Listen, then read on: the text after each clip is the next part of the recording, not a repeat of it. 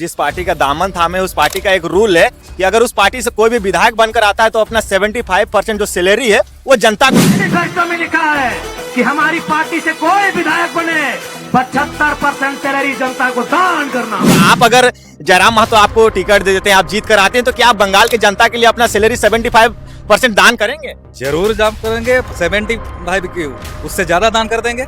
ज्यादा मेरा तो लेना ही नहीं है, मैं तो बोल ही दिया मेरा लेना ही नहीं, जो आएगा मैं दे ही दूंगा। ऐसा उधर से फोन उन नहीं आया कि आप काहे ऐसा कर रहे हैं, आप काहे रुष्ट हो गए, आप काहे दूसरा पार्टी जा रहे हैं, ऐसा कुछ फोन उन आया क्या आपका? देखिए, 2 रुपया देके खरीदना भी चाहता था। अच्छा। हाँ, लेकिन आपको तो पहले ही बता दिया हूँ, दिव्यज्योति सिंह देव कभी झुकेगा नहीं। दादा, आप एक बड़े पार्टी के साथ आप जुड़े हुए थे, लेकिन उस पार्टी को छोड़कर आजकल लोग चाहते हैं कि बड़ी पार्टियों में जाएं। देखिए, कई जो ऐसे लोग हैं, आप ही के जो विधानसभा क्षेत्र के एक बड़े नेता थे, नामी नेता थे, एक समाज के नेता थे, उन्होंने समाज को दरकिनार कर दिया और अपने बेटे के खातिर किसी पार्टी के साथ उन्होंने साठगांठ कर लिया। तो इस पे आप क्या कहिएगा? ले कोई दिक्कत नहीं, मैं तो बोलूंगा ले लो जहाँ से जो भी दे रहा ले लो, कोई दिक्कत नहीं। लेकिन बाबू कांची छाप जो ही छाप मिले, टाइगर जयराम महतो को ही वोट मिलना चाहिए, यही हमारा। तो अभी हम लोग बंगाल की पावन धरती पे मौजूद है, रात्रि का वक्त है और अभी हमारे साथ एक ऐसे शख्स बैठे हुए हैं, इन्हें तो बंगाल का कहा जाए कि हर एक व्यक्ति पहचानता होगा, लेकिन झारखंड के लोग नहीं जानते होंगे। साथ ही साथ बंगाल में अगले महीने चुनाव भी होना है, तमाम पार्टियां काफी जोरों शोरों से तैयारी भी कर रही है। और जो दादा अभी हमारे साथ बैठे हैं, इनका परिचय भी करवाएंगे, साथ ही साथ इनका इंटरव्यू हम क्यों कर रहे हैं उसे भी बताएंगे। सबसे पहले दादा, सबसे पहले जोहार रहेगा, स्वागत रहेगा आपका। जोहार जोहार। देखिए, बंगाल में चुनाव होना है, जिसको लेकर तमाम पार्टियां तो तैयारी कर रही है, लेकिन ये जो दादा अभी हमारे साथ में बैठे हुए हैं, ये जयराम महतो की पार्टी जेल कैम्प को ज्वाइन किए हैं और इनका इच्छा है कि अगर जयराम महतो इनके ऊपर भरोसा करते हैं या फिर अपने पार्टी का उनको उम्मीदवार बनाते हैं तो ये चुनाव भी लड़ने के लिए तैयार है। तमाम चीजों पे हम लोग जानेंगे, एक एक करके बात करेंगे। दादा, आपके विधानसभा क्षेत्र में चुनाव होना है अगले महीने में, तो क्या कुछ रणनीति आप लोग अभी बना रहे हैं? खास करके अभी आप जेल कैम्प भी ज्वाइन कर लिए हैं, तो क्या मन बनाए कि चुनाव आपको लड़ना है? अगर मेरा गुरुजी यही बोलते हैं, जो जयराम बाबू, अगर वो मुझे मौका दे तो मैं जयपुर असेंबली में एकदम सीना ठान के एकदम सर ऊंचा करके लड़ना चाहता हूं और बाकी जो सब पार्टी है सबको सही तरह से जवाब भी देना चाहता हूं। दादा, आपका जो साठगांठ है, देखने को मिला कि आप बड़े पार्टियों के साथ भी आप राजनीति कर चुके हैं, लेकिन उसके बावजूद भी आप नई नवेली पार्टी का ज्वाइन करना, इसके पीछे क्या कुछ कारण है? देखिए, पार्टी था वो अलग बात है, लेकिन कर्म जो मेरा है वो कोई भी नहीं छीन सकता है। मेरे अंदर जो कर्म है, जो मानव सेवा के लिए मैं अपना जो बलिदान दिया हूं, मेरा ये बंगाल के लिए, मेरा जयपुर का धरती के लिए, माँ के लिए, ये आप पूरा असेंबली छोड़कर सारा पुरुलिया डिस्ट्रिक्ट में आप इंक्वायरी कर दीजिए, जो इस पुरुलिया जिला में कौन बंदा है, कौन पार्टी का बंदा है जो इस धरती माँ के लिए काम किया है, गरीब दुखी के लिए काम किया है, अनाथ के लिए काम किया है। आपको पता है, गरजेपुर में मेरा एक ओल्ड एज होम है, वृद्धाश्रम है, जहाँ पे लोग घर का जो लड़का लोग माँ बाप को लात मार के निकाल देते हैं, खाना नहीं देते हैं। वो लोग को मैं चुन चुन कर मेरा घर के बगल में ही एक बगीचा है, वहाँ के सही तरह से उनको खाना पीना चिकित्सा सब टोटली मेरे खुद का पैसा से उन लोग को देता हूँ, कोई सरकार से पैसा नहीं देता हूँ। ये कौन करेगा ऐसा? मेरा एक आई कैंप चलता है, वो 6 साल से चल रहा है आई कैंप। उसमें आई कैंप में 1,40,000 लोग आई टेस्ट किया है, तो उसमें से 6 साल में 35,000 लोग वो आँख का ऑपरेशन किया है, फ्री ऑफ कॉस्ट। जो आँख अगर नहीं रहेगा तो आदमी अंधा रहेगा, दुनिया नहीं देख पाएगा, उसके लिए मैं दुनिया दिखाने का कोशिश कर रहा हूँ। ये कौन कर रहा है? सब तो एक मास जब वोट आएगा, एक महीना पहले घूमता रहेगा गाड़ी में, हाथ जोड़कर पैर पर जोर जबरदस्ती हाथ में लगाएगा सर पे, मुझे वोट दीजिए, मैं देख लूंगा। 1 महीना किया और मैं 12 महीना रहूंगा, 12 साल रहूंगा, जिंदगी भर रहूंगा। इसीलिए मेरा नाम रखा गया, ऊपर वालों ने रखा मेरा नाम दिव्यज्योति सिंह देव। चलिए, तो देखिए, इनका नाम है दिव्यज्योति सिंह देव, जो कि जेल कैम्प पार्टी इन्होंने ज्वाइन किया है और इनका जो नाता था वो टीएमसी से था, लेकिन उसके बावजूद भी एक नई नवेली पार्टी पे इन्होंने भरोसा किया और उस पार्टी को ज्वाइन किया है। दादा, क्या आपका सोच है अपने विधानसभा क्षेत्र को लेकर कि अगर आपको टिकट, जयराम महतो आप पे भरोसा करते हैं, आपको टिकट दे देते हैं, आप चुनाव लड़ते हैं, जनता आपको वोट करती है, तो क्या कुछ प्लानिंग आप बनाए हैं कि आने वाले 5 सालों में आप अपने विधानसभा क्षेत्र के लिए करेंगे? पहले तो मैं शिक्षा व्यवस्था को एकदम सही कर दूंगा, फिर सेकंड में करूंगा चिकित्सा व्यवस्था का, फिर थर्ड में रहेगा जो युवा समाज है उसके लिए बहुत कुछ करना है। माने शिक्षा, स्वास्थ्य, रोजगार आपका पहली प्राथमिकता रहेगा। वो तो रहेगा ही, तीन चीज। फिर भी बहुत सारा परिकल्पना है, वो तो जब जयराम बाबू मुझे आशीर्वाद देंगे उसके बाद ही मैं बताऊंगा। तो देखिए तमाम चीजें जो हैं दादा, आप एक बड़े पार्टी के साथ आप जुड़े हुए थे, लेकिन उस पार्टी को छोड़कर आजकल लोग चाहते हैं कि बड़ी पार्टियों में जाएं। देखिए कई जो ऐसे लोग हैं, आप ही के जो विधानसभा क्षेत्र के एक बड़े नेता थे, नामी नेता थे, एक समाज के नेता थे, उन्होंने समाज को दरकिनार कर दिया और अपने बेटे के खातिर किसी पार्टी के साथ उन्होंने साठगांठ कर लिया। तो इस पे आप क्या कहिएगा? देखिए, मैं पार्टी करता हूँ लेने के लिए नहीं, इनकम करने के लिए, संसार चलाने के लिए नहीं करता हूँ, चुगलीबाजी करने के लिए नहीं चलाता हूँ, चोरी करने के लिए नहीं चलाता हूँ। मैं जो मेरा बंगाल अर्थात गरजयपुर का असेंबली का जो जो हर परिवार का जो गरीब दुखी मानुस है, सबके लिए मैं वो जो पार्टी से जो कोई इनकम होगा अगर, तो मैं उसके लिए पूरा डोनेट कर देना चाहता हूँ। मेरा कोई जरूरत नहीं है, ऊपर वाला मेरे को दिया है जितना, मेरा दाल भात रोटी खाने से ही मेरा सब चल जाएगा। मेरा शांति से रहना है और समाज के जन कल्याण के लिए जो काम करना में है, और जो जो जन समाज के लिए जो काम करने के लिए जो बात है, वो मैं पॉइंट बाय पॉइंट धीरे धीरे वो मैं 5 साल में निभा दूंगा सब। आप जिस पार्टी का दामन थामे, उस पार्टी का एक रूल है कि अगर उस पार्टी से कोई भी विधायक बनकर आता है तो अपना 75% जो सैलरी है वो जनता को देना चाहिए। तो आप अगर जयराम महतो आपको टिकट दे देते हैं, आप जीत कर आते हैं, तो क्या आप बंगाल के जनता के लिए अपना सैलरी 75% दान करेंगे? जरूर दान करेंगे, 75 क्यों, उससे ज्यादा दान कर देंगे। ज्यादा मेरा तो लेना ही नहीं है, मैं तो बोल ही दिया, मेरा लेना ही नहीं, जो आएगा मैं दे ही दूंगा सब, पूरा जनता के लिए ही। पूरा जनता के लिए ही दे दूंगा, एक पैसा भी मुझे रखना नहीं। क्या कुछ ऐसी मुख्य समस्याएं हैं दादा जिसको लेकर आप जनता के बीच जाएंगे और जनता को वोट मांगेंगे आपकी, इन समस्याओं का मैं निदान करूंगा, आप हमें वोट करें? देखिए, पहले ही भी बता दिया आपको, जो हॉस्पिटल में चिकित्सा व्यवस्था सही नहीं है वो पहले करवाना है, और जो प्राथमिक स्कूल है, हाई स्कूल है, कॉलेज है, यूनिवर्सिटी है, उसको सही तरह से पठन पाठन नहीं हो रहा है, डिसिप्लिन कोई नहीं है, जैसा है वैसा ही चल रहा है, शिक्षा व्यवस्था एकदम बेकार हो गया है। सब ये फोटो खींच के अच्छा करके नीचे पूरा बुराई हो रहा है, नीचे एकदम भीतर अंदर में सब खोखला हो गया पूरा। और युवा समाज के लिए तो करूंगा ही, वो तो आपको पहले ही बता दिया। तो मेरा जयराम बाबू जैसे चल रहे हैं पथ में, दिव्य ज्योति सिंह वैसे ही पथ में चलेंगे। मेन मुख्य मुद्दा क्या कुछ रहने वाला है? मेन मुद्दा सबसे बड़ा? देखिए, मेन मुद्दा तो मेरा रहेगा आपका जो जन समाज के अच्छे के लिए जो होगा, वही मेरा मेन मुद्दा होगा। तमाम चीजें हैं जिसको लेकर तमाम पार्टियां कहा जाए कि पूरा जोर लगा दिए हैं इस बार, खास करके आप जिस पार्टी को छोड़कर और नए पार्टी को ज्वाइन किए हैं, उन पार्टी के मतलब कहा जाए कि रातों का नींद शायद हमें लगता है कि उड़ गया होगा कि आप अचानक से इतने बड़े, आपने चुनाव भी लड़ा था, आपको अच्छा खासा लोगों ने वोट भी दिया था और आप अचानक से नई पार्टी को ज्वाइन कर लिए हैं। ऐसा उधर से फोन उन नहीं आया कि आप काहे ऐसा कर रहे हैं, आप काहे रुष्ट हो गए, आप काहे दूसरा पार्टी जा रहे हैं, ऐसा कुछ फोन उन आया क्या आपका? देखिए, फोन तो बहुत सारा आया है, हाँ।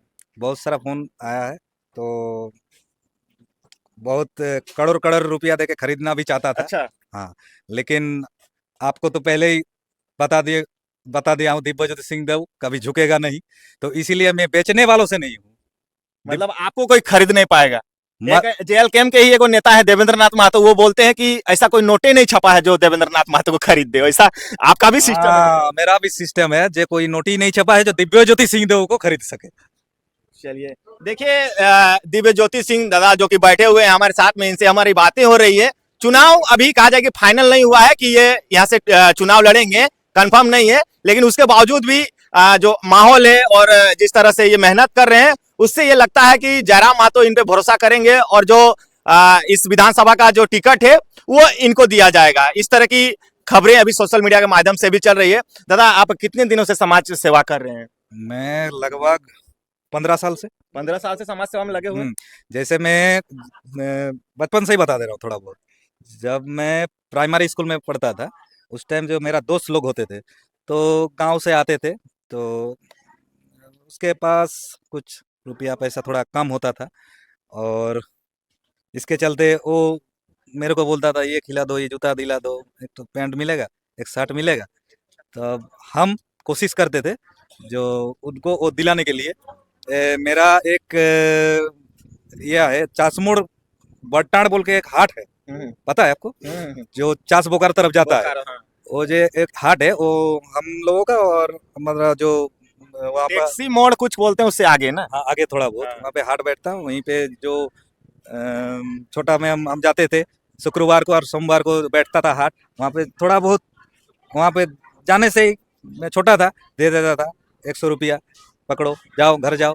फिर सोम मंगलवार को जाते थे, 100 रुपया पकड़ा था, जाते थे। तो वही 100-200 जो देता था, मैं 10 रुपया 20 रुपया में खुद के लिए रखता था, और 80 शायद 80 टका, 70 रुपया 80 रुपया मैं वो जो मेरा दोस्त लोग, बच्चा दोस्त लोग था, उस लोग सब बांट देते थे। फिर जब स्कूल में बड़ा होकर, स्कूल में जब गया, कॉलेज में जब गया, तो जैसे जैसे मेरा ज्ञान होते गया धीरे धीरे, क्योंकि मेरा दादाजी जो थे राजर्षि रघुनंदन सिंहदेव थे, वो जो जयपुर का जो इलाका है, तो सब कुछ जो कॉलेज का तरफ जो जगह है, आपका जो आरबीबी हाई स्कूल है, आपका आनंद मार्ग जो 500 एकड़ जमीन है, वो मेरा परदादा जी उनको डोनेट किया है, जन कल्याण के लिए, शिक्षा के लिए, बहुत कुछ के लिए।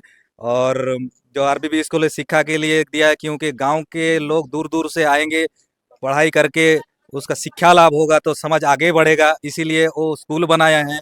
फिर बहुत सारा जगह है जो रघुनंदन सिंहदेव डोनेट किए हैं। जयपुर जो ब्लॉक ऑफिस है वो मेरा दादाजी डोनेट किए थे, और ऐसे भी बहुत सारा है। मैं मतलब उसी खानदान का लड़का हूँ, मेरा शरीर में वही खून बह रहा है। मेरा तो लेना नहीं है, मेरा देना है। पुरुलिया जिला में जब पहले जब छऊ नृत्य जानते हैं, छऊ डांस, वो पहले जब पुरुलिया डिस्ट्रिक्ट के बाहर कौन ले गया था, पता है किसी को? नहीं।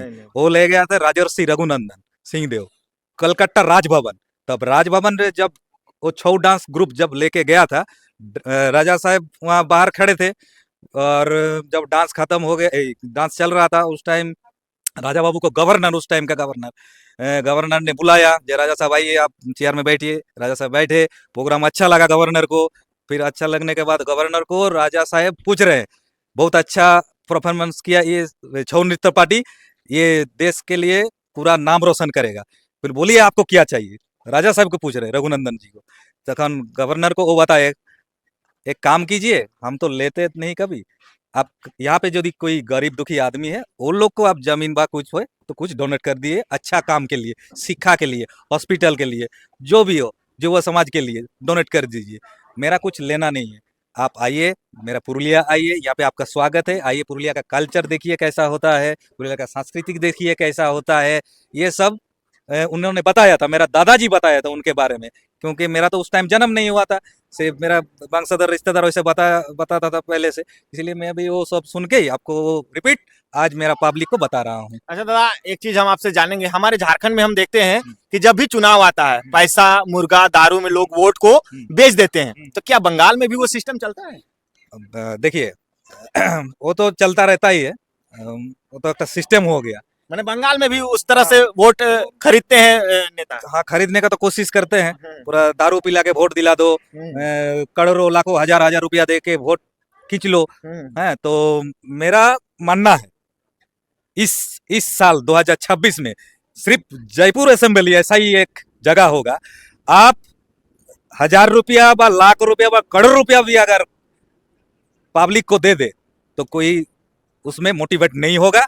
वो जो यहाँ पे अच्छा काम जो भी करे, अच्छा बंदा अगर कोई है जो बंगाल के लिए काम करेगा, जयपुर के लिए काम करेगा, जयपुर असेंबली के लिए काम करेगा, तो ये जो वोटर्स है सब वोटर्स, लेकिन वो पैसा में लेकिन मोटिवेट नहीं होगा, और दारू में भी मोटिवेट नहीं होगा।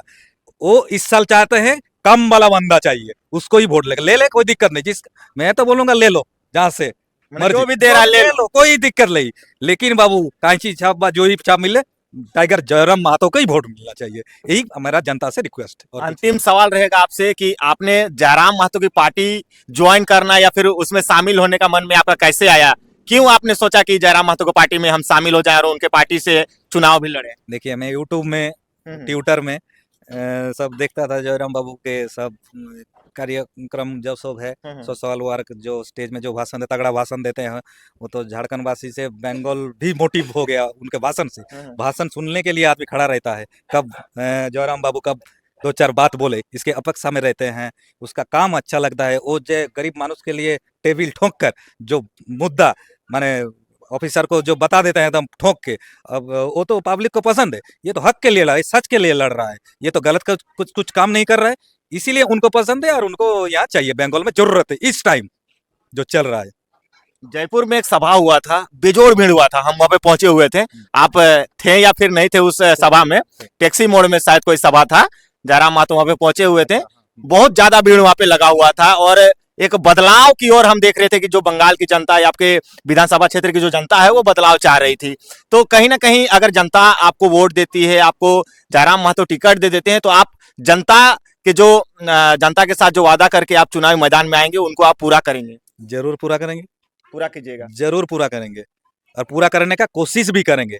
सबको तो पता है जयराम महतो कैसा पार्टी से बिलोंग करते हैं, इसीलिए मैं भी कोशिश करूंगा जो मुद्दा पब्लिक का चाहिदा जो सब है वो मैं कोई नहीं मिटा सकेगा, एकमात्र दिव्य ज्योति सिंह के द्वारा ही मिट सकता है। तो चलिए देखिए, चुनावी माहौल है और तमाम जो पार्टियां हैं वो काफी जोर शोर से तैयारी कर रही है। फिलहाल जेएलकेएम ने एक भी प्रत्याशी का नाम का घोषणा नहीं किया है। कुछ कुछ नाम ऐसे हैं जो कि मन में अभी चल रहे हैं, कुछ कुछ नाम है जो कि कुछ दिनों के बाद आप लोगों को पता चल जाएगा। लेकिन दादा जो कि लगातार संघर्ष कर रहे हैं और उम्मीद हमें भी है कि जयराम महतो की पार्टी जेएलकेएम में ये शामिल हुए हैं, तो हमें लगता है कि इन्हें इस बार जयराम महतो अपनी पार्टी का टिकट इन्हें देंगे। और इनका भी सोच है कि हम निस्वार्थ भावना से जनता के बीच, और जो भी जयराम महतो की जो विचारधारा है, जो वो झारखंड में जिस तरह से झारखंड के लोगों के सदन में जो मुद्दों को उठा रहे हैं, और ये भी अगर जीत कर आते हैं उनके पार्टी से, तो ये भी लोगों के मुद्दों को सदन में उठाने का काम करेंगे। बाद बाकी आप अपना कमेंट में राय रखिए और वीडियो को ज्यादा से ज्यादा शेयर कीजिए। आप बंगाल से देख रहे हैं तो बंगाल वालों आप लोग ज्यादा से ज्यादा वीडियो को शेयर कीजिए। झारखंड से देख रहे हैं तो आप लोग झारखंड से इस वीडियो को शेयर करें। जोहार।